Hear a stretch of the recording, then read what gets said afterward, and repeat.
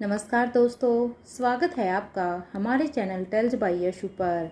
यहाँ पर आपको मिलेंगी अनोखी और रोचक कहानियाँ। अगर आपको हमारी कहानियाँ पसंद आती हैं तो कृपया करके हमारी वीडियो को लाइक करें, इसको अपने दोस्तों के साथ शेयर करें और अगर आप इस चैनल पर नए हैं तो कृपया करके सब्सक्राइब करें। आपका हमारे चैनल पर विजिट करने के लिए बहुत बहुत धन्यवाद। चलिए आज की कहानी का सफ़र शुरू करते हैं। पिछले एपिसोड में हमने देखा था कि अनीका और रोहित दोनों ही जब बच्चों से बात कर रहे थे तो वो बहुत ही इमोशनल हो जाते हैं। दोनों ही अनीका के कमरे में थे। अब बच्चे भी उनसे पूछते हैं कि आप कैसे हो। इस बात पर अनीका ने भी कहा कि हम दोनों भी ठीक हैं। अनीका की बात सुनकर अब आर्यन पूछता है, आप दोनों यहाँ कब आ रहे हो। रोहित अब आर्यन की बात का जवाब देते हुए कहता है कि बहुत जल्द आपके मोम और डैड आप सबसे मिलने के लिए वहाँ पर आ रहे हैं, आप सबके साथ होंगे। ये सुनकर तीनों बच्चों के ही चेहरे पर एक स्माइल आ जाती है। रोहित से अब रिया रोहित से कहती है, डैड मैंने जो आपसे कहा था वो सब रेडी हो गया है क्या।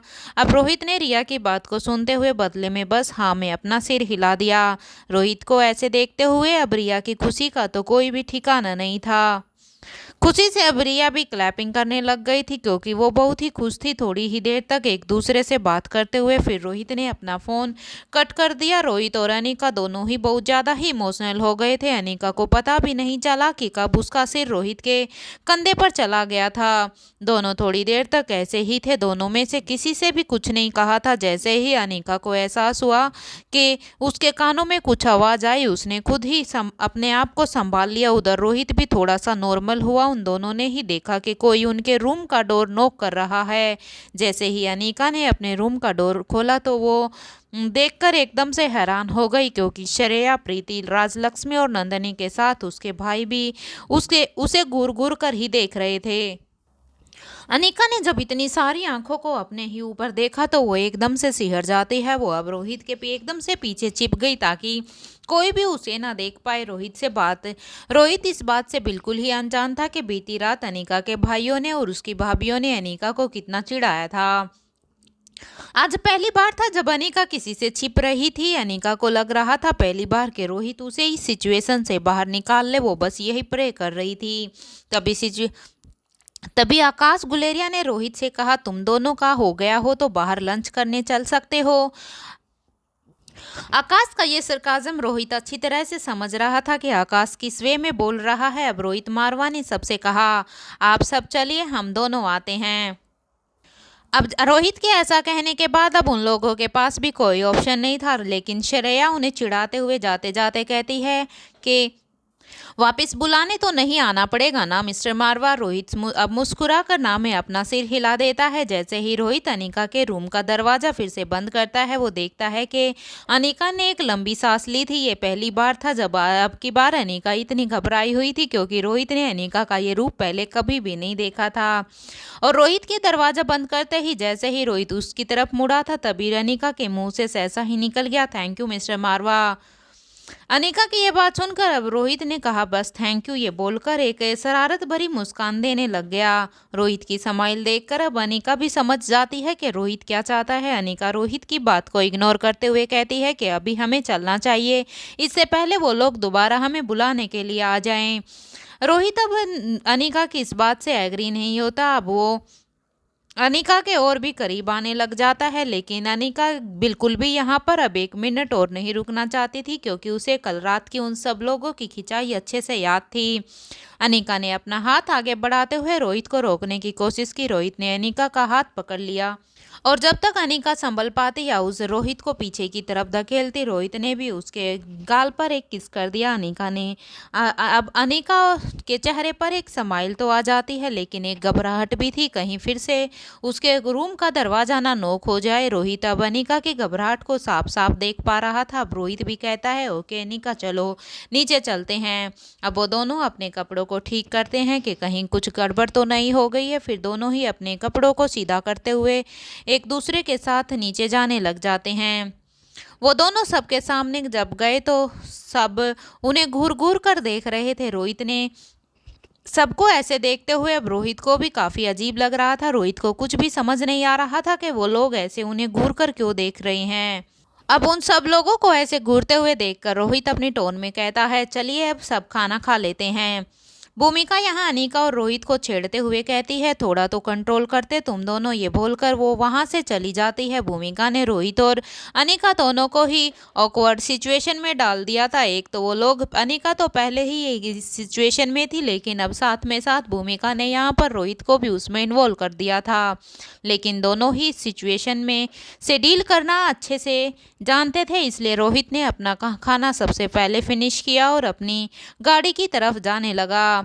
रोहित भूमिका को अपने साथ लेकर नहीं जाना चाहता था। वो अपनी बहन को जानता था, उसकी सिचुएशन को अपने हिसाब से करके पूरे रास्ते उसका दिमाग खराब कैसे करने वाली थी। रोहित इस बात से अच्छी तरह से वाकिफ था, इसलिए वो भूमिका को अपने साथ नहीं लेकर जाना चाहता था। वो अकेला ही वहाँ से अब निकलकर अपने हेड ऑफिस की तरफ चला गया। अनीका ने सोचा, काश आज वो भी यहाँ से रोहित के साथ ही चली जाती, लेकिन वो जानती है कि आज का दिन उसके लिए कल से भी ज़्यादा होने वाला है। अब वो सबकी ही नज़रों को इग्नोर करके वहाँ से अपने रूम की तरफ चली जाती है।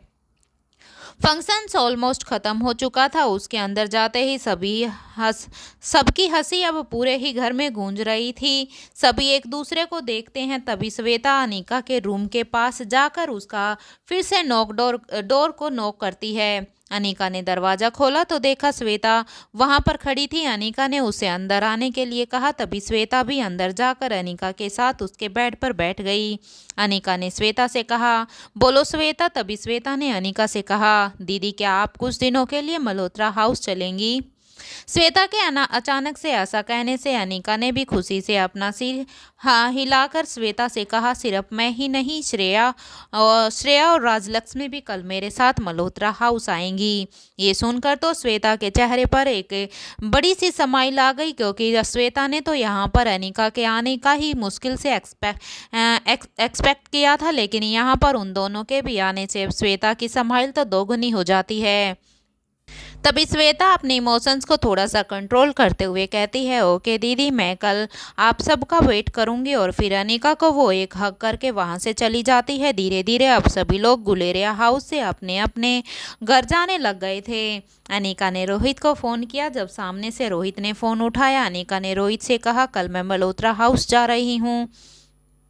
रोहित अनीका की ये बात सुनकर बहुत ही खुश हुआ, क्योंकि रोहित खुद ये चाहता था कि अनीका कुछ पलों को अपने लिए भी इंजॉय करे। रोहित ने अनीका से उसकी बात सुनकर कहा कि तुम्हें अनीका जाना भी चाहिए, ये पल दोबारा नहीं आएगा। अब तुम इन सब पलों को भी इंजॉय करो, क्योंकि जब तुम काम में लग जाती हो तो सिर्फ अपने आप को काम में ही धकेल देती हो। अभी तुम्हारे पास इंजॉय करने का समय है, तो अभी खुलकर इंजॉय करो।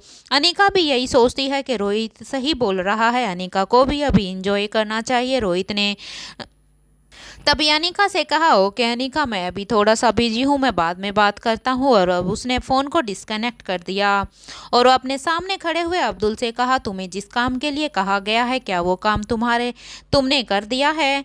अब्दुल ने ही भी हाँ में अपना सिर हिला दिया। उसी वक्त रोहित चिराग की तरफ देखने लग जाता है, क्योंकि वहाँ पर रोहित मेहता के सामने अब्दुल और चिराग दोनों ही थे। और अब वो अपनी एक आईब्रो को ऊपर उठाकर उससे पूछता है, तुम्हें जो काम दिया गया था चिराग, क्या वो भी हो गया है? अब चिराग भी अपना सिर हाँ में हिला देता है। इसके बाद रोहित उन दोनों को ही वहाँ से जाने के लिए कहता है और कहता है, well done, now you can go. और अपने पॉकेट से एक और फ़ोन निकाल लेता है और एक मैसेज सेंड कर देता है। उसमें लिखा होता है कि मैंने जो आपसे मांगा था, क्या वो तैयार है? सामने से भी एक मैसेज आता है, तुम्हारे काम की चीज़ तुम्हें बहुत जल्द मिल जाएगी। रोहित उस मैसेज को देखकर रोहित के चेहरे पर एक सरकास्टिक स्माइल आ गई थी। रोहित अपनी आंखें बंद करके अपना सिर पीछे की तरफ अपनी चेयर पर टिका लेता है। वहीं दूसरी तरफ करण गुलेरिया अनीका के साथ बैठे थे तो तभी कैलाश अधिकारी श्रेया के साथ बात कर रहे थे। जब कैलाश अधिकारी श्रेया से बात कर रहे थे तब कैलाश अधिकारी भी कहते हैं कि बेटा अब मुझे यहाँ से चलना चाहिए। अब कैलाश अधिकारी के ऐसे अचानक से जाने से श्रेया ने भी बड़ी मासूमियत से कहा कि पापा थोड़े से दिन और रुक जाइए ना, वैसे भी कितने समय के बाद आप यहाँ पे आए हो और उसके बाद तो ये भी नहीं पता कि फिर दोबारा कितने समय के बाद आओगे, इसलिए अगर आप अभी आए हो तो कम से कम अभी तो कुछ दिन के लिए रुक जाए, आप मेरे साथ और बच्चों के साथ कुछ टाइम स्पेंड कर सकते हो। श्वेता की बात यहाँ पर श्रेया की बात सुनते हुए अब करण गुलेरिया ने भी कैलाश अधिकारी से यही कहा। उसने भी हाँ में हाँ मिलाते हुए कहा कि श्रेया ठीक ही तो कह रही है, वैसे भी तुम कितने दिनों के बाद आए हो तो तुम्हें भी परिवार के साथ कुछ टाइम स्पेंड करना चाहिए। वैसे तो तुम हमेशा अपने काम में ही बिजी रहते हो, लेकिन जब तुम समय निकाल कर आए ही हो तो कम से कम थोड़े से दिन और रुक जाओ। कैलाश अधिकारी अब उन दोनों की बात सुन के अब वो अनिका की तरफ देखने लग जाता है। अनिका भी अब पलके झपका कर हाँ में अपना सिर हिला देती है, जिसे देखकर कैलाश अधिकारी भी समझ जाता है कि अनिका यहाँ पर क्या कहना चाहती है। जब अनिका ने अपनी पलकें झपकाई थी तो एक पल के लिए तो कैलाश अधिकारी भी हैरान हो गया था, क्योंकि कैलाश अच्छे से जानता था कि अभी उसके ऊपर काम का कितना प्रेशर है और अनिका ने उसे जो काम दिया था अभी उसने वो शायद पूरी तरह से कंप्लीट भी नहीं किया है और अनिका अब खुद ही यहाँ पे रुकने के लिए बोल रही है, इसलिए वो हैरान हो गया था। लेकिन जब कैलाश अधिकारी के चेहरे पर हैरानियत देखकर अब अनिका खुद कहती है कि अंकल श्वेता और लक्ष्य के एंगेजमेंट के बाद आप जा सकते हैं, आप तब चले जाइए और तब तक तो शायद आप यहाँ पर रुक ही सकते हैं। अब अनिका ने जब सीधे सीधे ही कैलाश अधिकारी को ये सब कहा तो अब कैलाश अधिकारी भी समझ जाता है कि अब उसे यहाँ पर रुक जाना चाहिए, क्योंकि कहीं ना कहीं कैलाश अधिकारी के मन में भी यहाँ पर श्रेया के पास रुकने का मन था। वो उसके बच्चों के साथ कुछ दिन यहीं पर रहकर उनके साथ समय बिताना चाहता था। अब सबके कहने पर कैलाश अधिकारी भी मान जाता है और वो वहीं पर रुकने के लिए अपना सिर हिला देता है।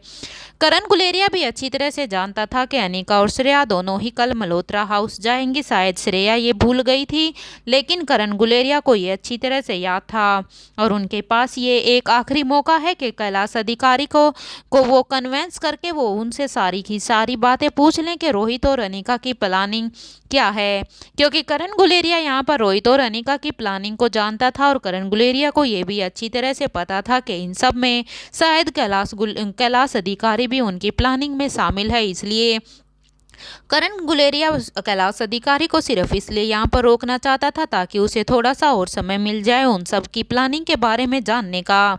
थोड़ी देर तक वो ऐसे ही सब बात करते रहते हैं। जैसे ही अनिका की नज़र उन गिफ्ट पर गई तो वो उन गिफ्ट को देखकर उसे एकदम से रिया की याद आ गई और अनिका के चेहरे पर एकदम से सैडनेस साफ साफ देखी जा सकती थी, क्योंकि एक रिया ही इतनी चुलबुली थी कि जब भी वहाँ कोई भी गिफ्ट देखती थी तो वो उसे सबसे पहले अनपैकिंग करना शुरू कर देती थी। ये सोचते हुए एकदम अनिका का दिल भर आया था।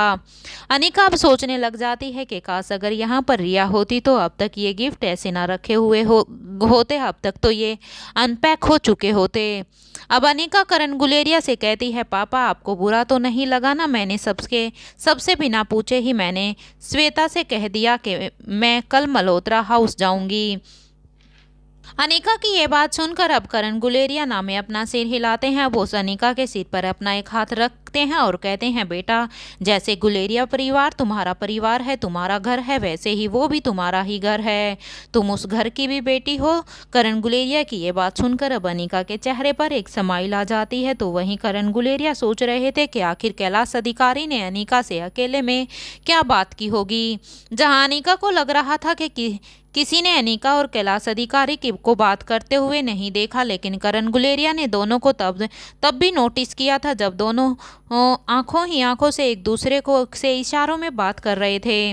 अनिका की बात से श्रेया को याद आया कि कल तो उसे अब मल्होत्रा हाउस जाना है, इसलिए श्रेया अपने पापा को उस टाइम की बात बताने लग जाती है जब वो मल्होत्रा हाउस में थी।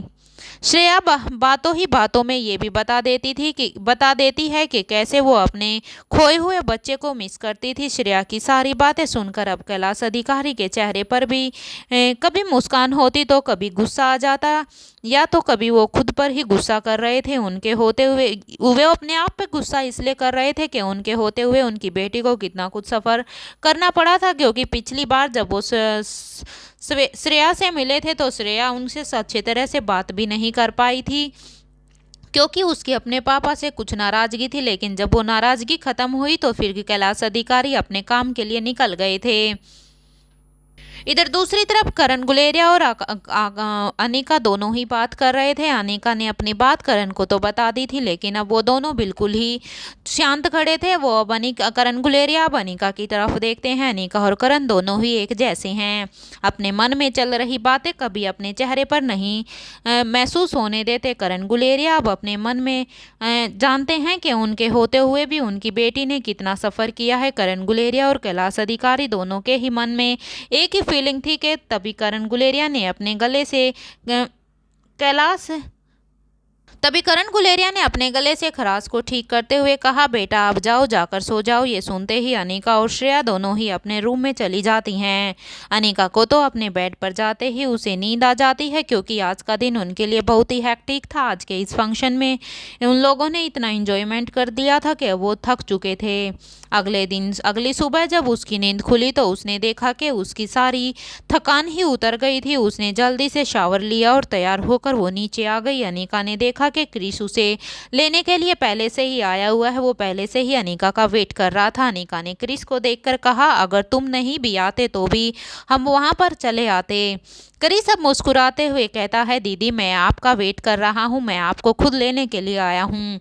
अनिका भी अब अपनी नानी माँ से मिलना चाहती थी, क्योंकि अनिका को भी मल्होत्रा हाउस में गए हुए बहुत समय हो गया था। इसलिए अनिका, श्रेया और राजलक्ष्मी तीनों ही अब नाश्ता करती हैं, और सबसे मिलने के बाद अब वो तीनों की तीनों अब बच्चों के साथ जाने के लिए तैयार हो गए थे, और वो अब क्रिस के साथ मल्होत्रा हाउस के लिए निकल गए। पिंकी सबको जाते हुए देख रही थी। अचानक ही यश से बोली, हम सब कब जाएंगे? यश ने भी उसे जवाब दिया, हम सब 2 दिन के बाद जाएंगे, अभी तो हम दोनों को स्कूल जाना है। अब जल्दी से चलो, वरना हम स्कूल के लिए लेट हो जाएंगे। क्योंकि श्रेया यहाँ पर अपने बेटे को ले गई थी, लेकिन पिंकी के स्कूल होने की वजह से पिंकी को वो यहीं पर ही छोड़ गई थी। यश और पिंकी दोनों ही अब ड्राइवर के साथ अपने स्कूल के लिए निकल गए थे।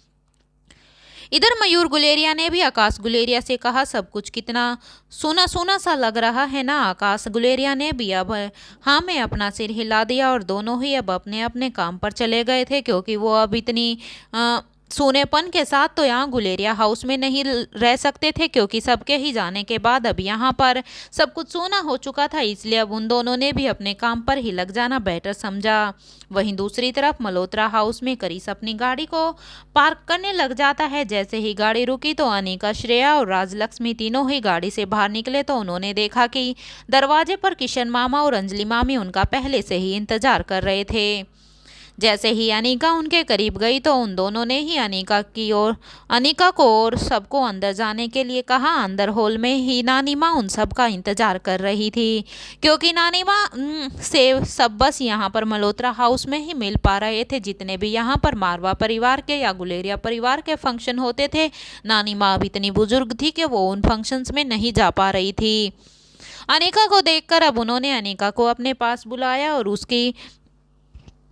अनिका भी अब नानी माँ के पास जाकर अब उसके बिल्कुल ही पास जमीन में बैठ गई। अब अनिका ने नानी माँ की गोद में अपने सिर को रख लिया। उधर अब तक किशन मामा और अंजलि मामी ने भी श्रेया और राजलक्ष्मी से बच्चों को अपनी गोद में ले लिया था, और कहा, तुम तीनों जाकर पहले फ्रेश हो जाओ, फिर हम सब आराम से बातें करेंगे। वो तीनों भी अपना सिर हाँ में झुकाकर अब वो जवाब देती हैं। तभी श्रेया ने श्वेता के बारे में पूछा, तो अंजलि मामी ने जवाब दिया कि वो अपनी फार्मेसी गई है, पर जल्दी ही आ जाएगी।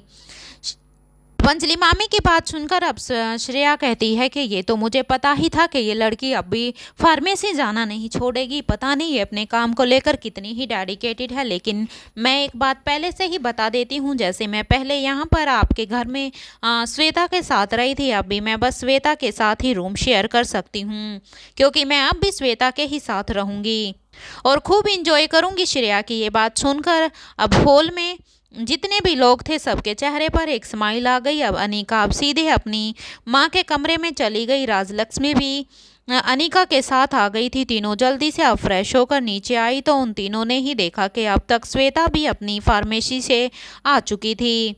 अब चारों मिलकर खूब सारे हंसी मजाक कर रही हैं। तभी श्वेता ने श्रेया से कहा, क्यों ना हम सब मिलकर एक बार फिर से उसी डांस पार्टी में चले जहां पर श्वेता हम पहली बार मिले थे। क्यों श्रेया दी? क्यों श्रेया दी? आपका क्या कहना है? श्रेया ने भी अब श्वेता की ये बात सुनकर हाँ में अपना सिर हिला दिया। ये सुनकर अनिका ने वहां जाने से मना कर दिया। अनिका ने कहा, तुम सबको जाना है तो जाओ, मुझे इन सब चीज़ों से दूर ही रखो। ये कहते ही अनिका अपने रूम में, जो उसकी माँ का रूम था वो अब अनिका का रूम हो चुका था, वहाँ जाने लगी। तभी उसने देखा कि श्वेता, राजलक्ष्मी और श्रेया तीनों ही उसे घूर घूर कर देख रही है। अब जब अनिका उनकी नज़रों को देखती है तो अनिका काफ़ी ऑकवर्ड फील करती है, क्योंकि वो तीनों ही उसे गुस्से से खा जाने वाली नज़रों से घूर रही थी। अनिका ने जब ये देखा तो उसने कहा, अच्छा बाबा ठीक है, मैं भी चलूंगी। अब खुश ये कहकर अब वो वापस वहाँ से जाने लगी। तभी श्रेया ने कहा, क्यों क्यों ना हम नंदिनी भाभी और प्रीति को भी अपने साथ ले चलें। श्वेता ने जवाब दिया, wow, it's a great idea. Anika ने भी भूमिका और मुक्ता को मैसेज कर दिया था कि आज की शाम वो दोनों इस लोकेशन पर आ जाएं, क्योंकि अब सारी ही औरतें अब आपस में इंजॉय करने वाली थी। जवाब में उन दोनों ने भी अनिका को एक थम्स अप का इमोजी सेंड कर दिया था। इन सब की ये प्लानिंग पीछे खड़ी अंजलि मामी सुन रही थी। वो अब मुस्कुराते हुए कहती है, तुम सब जाओ और जाकर एंजॉय करो, बच्चों की टेंशन बिल्कुल मत लेना। श्रेया और राजलक्ष्मी ने भी अंजलि मामी को थैंक यू बोला और शाम का टाइम हो गया था। अब गुलेरिया हाउस में भी नंदिनी अपने रूम में तैयार हो रही थी। जैसे ही नंदिनी रेडी हो गई वो अपने रूम से प्रीति के रूम की तरफ जाने लगी। नंदिनी ने प्रीति के रूम को नॉक किया तो देखा कि प्रीति बिल्कुल पूरी तरह से रेडी हो गई थी, क्योंकि प्रीति अभी भी कल के फंक्शन की वजह से प्रीति अभी तक यहाँ पर गुलेरिया हाउस में ही रुकी थी। दोनों ही एक साथ गुलेरिया हाउस से बाहर निकलकर अब कार पार्किंग एरिया में जाकर एक ड्राइवर को चलने का इशारा करती हैं। जैसे ही अब ड्राइवर दोनों के सामने आया तो दोनों कार में बैठ जाती हैं और ड्राइवर को लोकेशन बता देती हैं। वहीं दूसरी तरफ पारासर हाउस से मुक्ता अपने ड्राइवर के साथ निकलते हुए ही कह रही ही थी कि मारवा हाउस चलो। ड्राइवर भी हाँ में अपना सिर हिला देता है। थोड़ी ही देर में ड्राइविंग के बाद अब मुक्ता ने भूमिका को मैसेज किया कि हम थोड़ी ही देर में मारवा हाउस तक पहुंच जाएंगे। जैसे ही भूमिका ने ये मैसेज पढ़ा तो वो अपना थम्स अप करके घर से वो अपना थम्स अप उस मैसेज पर भेज देती है, जिससे अब मुक्ता को भी भूमिका का मैसेज मिल जाता है, क्योंकि यहाँ से भूमिका और मुक्ता दोनों ही एक गाड़ी में जाने वाली थी। ये मैसेज मिलने के बाद भूमिका अब जल्दी से अपने टचअप करके घर से बाहर जाने लगती है, क्योंकि भूमिका का अभी थोड़ा बहुत मेकअप रहता था। भूमिका बाहर पहुंच जाती है। वैसे ही जैसे भूमिका बाहर पहुंचती है, एक कार हॉर्न बजाते हुए वहां पहुंच जाती है। भूमिका ने कार का दरवाजा खोला और अब वो कार के अंदर बैठ गई। मुक्ता ने भूमिका से पूछा, अचानक ही ये गर्ल्स हैंगआउट का प्लान कैसे अचानक से इन सब गर्ल्स ने ये हैंगआउट का प्लान कैसे बनाया है? मुक्ता की यह बात सुनकर अब भूमिका भी अपने कंधों को उचकाते हुए कहती है, आई डोंट नो। दोनों ही अब स्माइल कर देती हैं। जब तक मुक्ता और भूमिका अनिका की भेजी हुई लोकेशन पर पहुंच जाती है तो वो दोनों देखती हैं कि नंदिनी और प्रीति भी वहां पर उनसे पहले ही पहुंची हुई थी। अब वहां पर मुक्ता और भूमिका के पहुंचने के बाद अब वो चारों एक दूसरे से मिलती हैं और वो देखती हैं कि अनिका, राजलक्ष्मी, श्रेया और श्वेता भी वहां आ जाती हैं। इधर होटल का सेकंड फ्लोर ऐसे ही फंक्शन और पार्टी के लिए बनाया हुआ था, जिसमें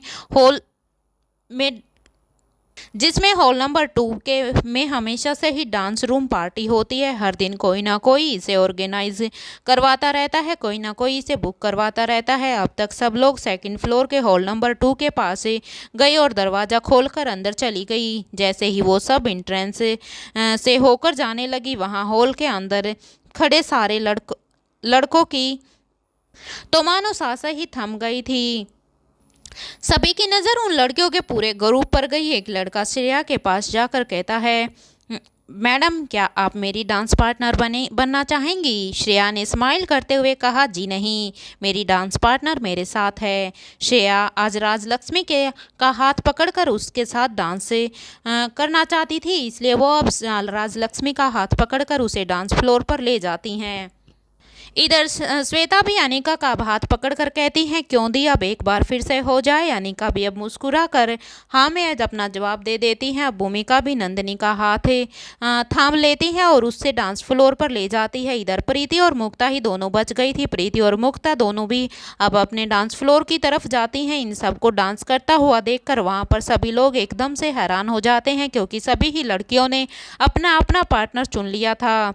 ये चारों जोड़ियां अब एक साथ एक से बढ़कर एक डांस कर रही थी। यहाँ सब एक दूसरे की कंपनी को एंजॉय कर रहे थे। जैसे ही उन सब का डांस पूरा हुआ, वो सब डांस फ्लोर से उतरकर वहाँ बने सोफे पर बैठ जाती हैं और वेटर को सर्व करने के लिए कह देती हैं। कुछ देर बाद थोड़ा और एंजॉय करने के बाद वो सब, जब उनका एंजॉय बहुत ज़्यादा हो गया था, अब उनको थकान भी महसूस होने लगी थी, क्योंकि आज उन लोगों ने कुछ बहुत ज़्यादा ही एंजॉय कर लिया था। अब वो सब वापस घर आने के बारे में सोचती हैं। अब वो सब बाहर निकलने लगती हैं। तभी श्वेता सबको रिक्वेस्ट करने लग जाती है, आप लोग अभी चलिए ना घर, बहुत मज़ा आएगा। और मुक्ता को गले लगाकर अपने एंगेजमेंट में आने का इनविटेशन भी देती हैं।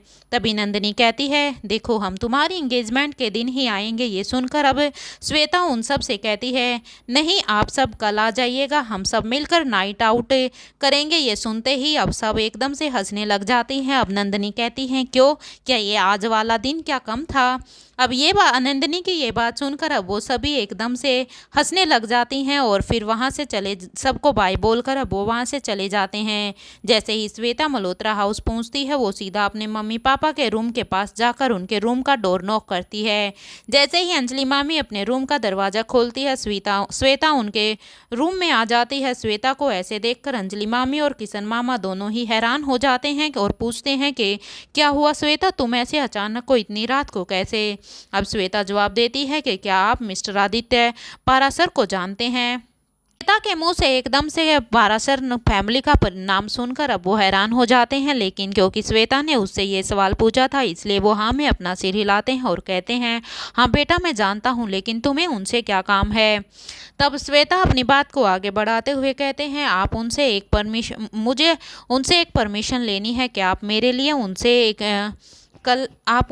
परमिशन ले सकते हैं मेरे लिए। अब किशन मामा सवालिया नज़रों से श्वेता को देखते रहते हैं। अब श्वेता अपने पापा को कहती है कि उनकी बेटी भी अब मेरी दोस्त बन गई है। क्या मुक्ता के पापा से एक बात की परमिशन ले सकते हैं कि कल वो हमारे साथ नाइट आउट के लिए यहाँ आ जाए और वो कल रात यहीं पर रुकेगी। किशन भी अब हाँ में अपना सिर हिला देते हैं। अब वो मुस्कुराते हुए श्वेता से कहते हैं, हाँ मैं मेरी डोल, भले ही तुम बड़ी हो गई हो, लेकिन मेरे लिए तो तुम डोल ही रहोगे, तुम्हारे लिए तो सब कुछ। तभी श्वेता के चेहरे पर यह बात सुनते ही एक स्माइल आ जाती है। अब श्वेता अपने मम्मी पापा के रूम से उन्हें गुड नाइट कहकर निकल जाती है। वो अपने रूम में जाने लगती है तो देखती है कि श्रेया बाथरूम में फ्रेश होने के लिए गई हुई थी। वहाँ अपने रूम में अनिका भी फ्रेश होकर अब तक बाहर आ चुकी थी। आज का दिन सब लड़कियों के लिए इतना थक जाने वाला था कि क्योंकि आज सबने खूब इंजॉयमेंट किया था, सबने आज जी भर के डांस किया था, इसलिए वो सब आज इतना थक जाती हैं कि वो सब अपने बेड पर जाने का ही वेट कर रही थी और बेड पे जाते ही वो सब सो जाती हैं। अगली सुबह जब सबकी आंखें खुली जाती हैं तो सब बारी बारी से अपने अपने कमरों में शावर लेकर अपने रूम से निकलकर बाहर आ जाती हैं। अंजलि मामी अपने सबके लिए ब्रेकफास्ट रेडी करवा रही थी। तभी अनिका रोहित को मैसेज करते हुए कहती है कि मुझे आपसे मिलना है अभी रोहित। तभी दूसरी तरफ से जब रोहित अनिका के मैसेज को देखता है तो रोहित भी बल्ले में जवाब देता है, ठीक है हम होटल पैराडाइज में ही मिलते हैं, तुम लंच के लिए टाइम पर आ जाना, हम साथ में ही वहीं पर ही लंच कर लेंगे। अनिका भी अब थम्स अप का इशारा टाइप करते हुए रोहित को सेंड कर देती है। कुछ देर बाद अब श्वेता सबसे कहती है कि मुझे कल के लिए कुछ शॉपिंग करनी है, क्या आप सब मेरे साथ चलेंगी।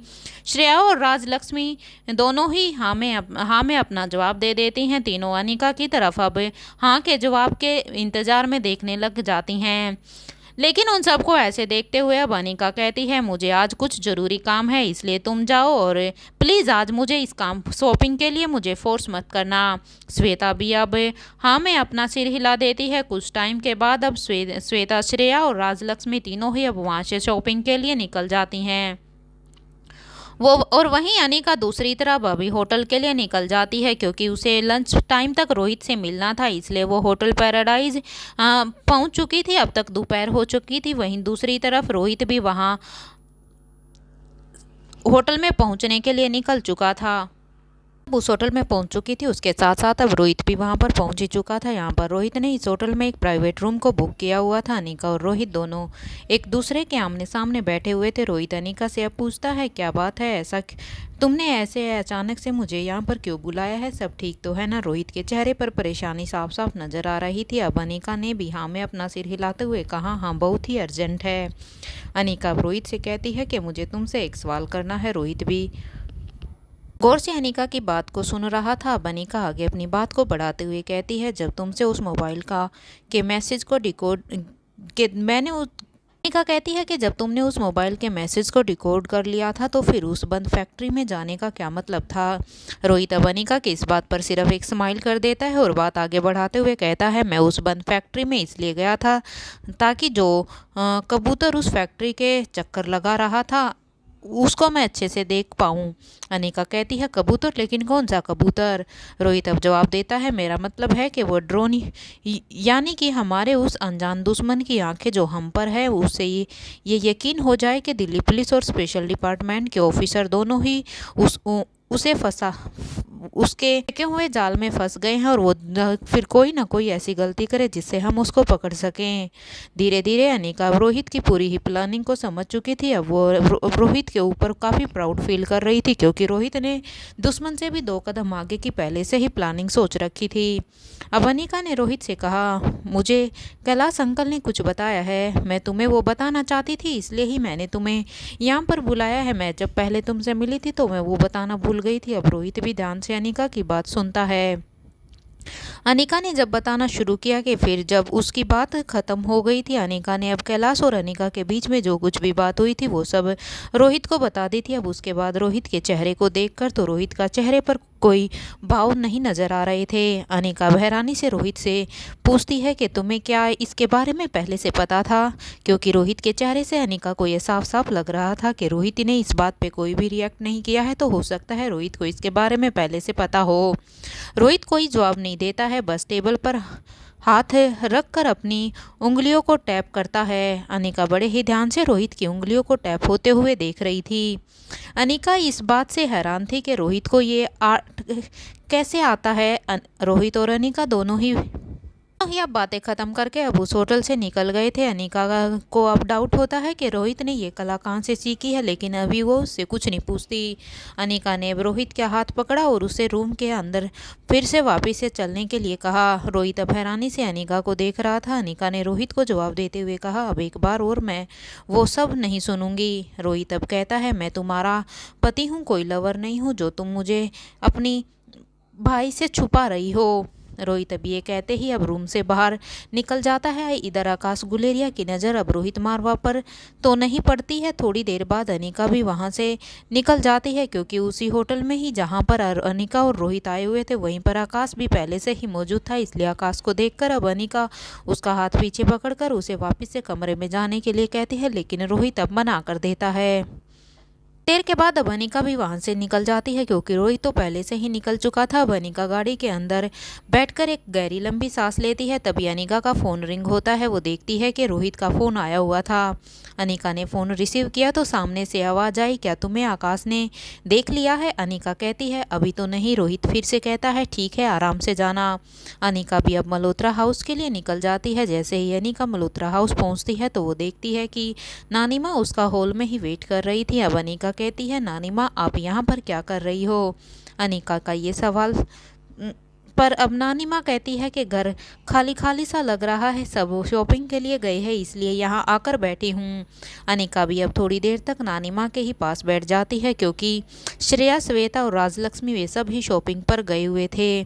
कुछ देर बाद श्वेता, श्रेया और राजलक्ष्मी तीनों ही आ जाती हैं। अब तीनों को देखकर अब अनिका कहती है कि हो गई तुम्हारी शॉपिंग?